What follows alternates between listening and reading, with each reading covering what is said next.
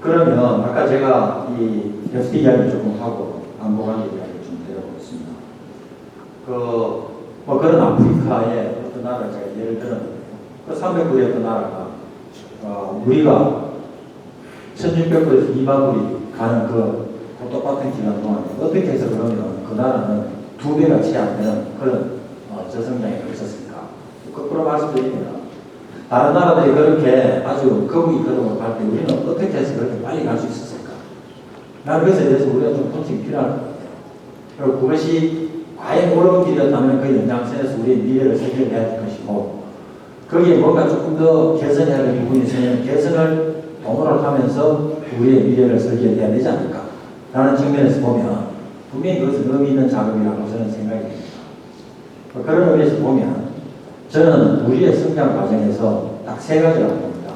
저는 뭐 외국인들하고 토론할 때도 그러고 어디 가서 발표할 때도 대한민국이 그 짧은 기간 동안에 압축적인 성장을 하게 된 동인이 뭐였을까?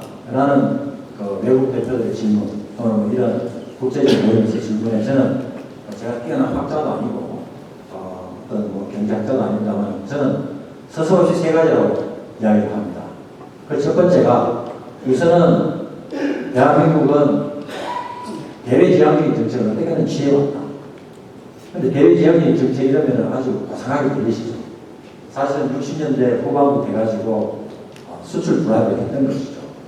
도저히 이 부존 자원도 없고 철철 나오는 건 노동력밖에 없고 그러니까 바깥에서 좀 가져와가지고 어떻게든 노력을 해서 거기에 부가가치를 넣어가지고 조금 더 웃돈 받아서 팔아서 거기에서 부가가치를 만들어내자. 이런 것이 어떤 우리의 발전의 전략이었죠. 이게 대외지향적인 정책이었습니다. 그 다음 두 번째는 적절한 시기에 진짜 자본이 없었죠. 돈이 없었죠. 그래서 조금씩 이렇게 수출이 되면서 자본이 축적이 되면서 금방 아주 시의적절하게 모범집약적인에서 자본집약적인 또는 기술집약적인 중화공업으로 이전했던 산업정책. 그게 상당히 중요했다. 그 다음 세 번째는 우리 어머님, 아버님들의 자식에 대한 교육열이었다. 우수한 인재들을 만들어야 되는 거죠. 그런데 이 셋 중에서 제가 시간이 있기 때문에 산업정책이나 교육열 이런 부분은 나중에 다시 말씀드릴 기회가 있으면 좋겠다는 생각을 하고요. 이런 대외지향적인 정책, 이게 결국은 우리 경제의 오늘날의 모습하고도 굉장히 연관이 되어 있다는 뜻이죠. 우리가 1967년에 제가 고등학교 1학년 때입니다. 그때 우리 수출이 10억 불이었습니다. 10억 불. 그러고 7년 뒤인 1974년 제가 대학 졸업하는 해입니다. 이때 한 10배가 됐습니다. 100억 불이 됐습니다. 그다음에 88년에 서울올림픽 하는 해에 1000억 불이 됐습니다. 그게 88년이죠. 그럼 지금 24년 전. 그리고 2005년에 5천억 불이 됐습니다. 그리고 2011년에 1조 불이 됐습니다. 1조 불이면 엄청난 돈입니다. 사실 세계적으로 교역을 1조 불을 달성한 나라가 지금까지 9나라밖에 없습니다. 그러면은 무역 대국이 뭐야? 제가 통상교섭본부장 했기 때문에 장관으로 세계의 무역 질서를 어떻게 할래? 해가지고 주요한 국가들이 모이자. 하면은 많이 모이면 한 20나라가 모입니다. 그럼 대한민국은 무조건 거기에 들어가는 거죠.